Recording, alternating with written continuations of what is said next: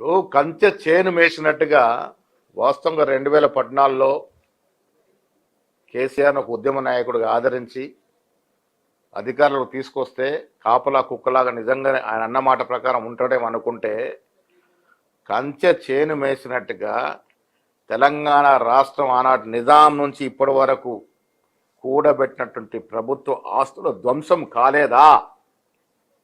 కొన్ని వేల ఎకరాల భూమి ప్రైవేట్ వ్యక్తులకు ధరావత్వం కాలేదా?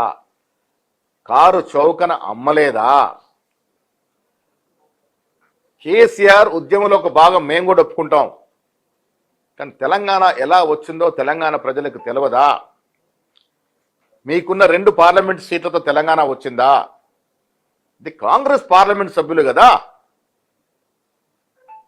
ఆనాడు పొన్నం ప్రభాకర్ గారు, రాజయ్య గారు, సుఖేందర్ రెడ్డి గారు, మధు యాష్కి గారు, బలరాం నాయక్ గారు మా పార్లమెంట్ సభ్యులు కదా పోరాడింది. మా పార్లమెంట్ సభ్యుల వల్ల, సోనియా గాంధీ గారి ఆదేశం వల్ల, ఆవిడ కోరిక వల్ల యావత్ దేశంలో పార్లమెంట్ సభ్యుల్ని క్రోడీకరించి తెలంగాణ తెచ్చుకున్నది వాస్తవం కాదా?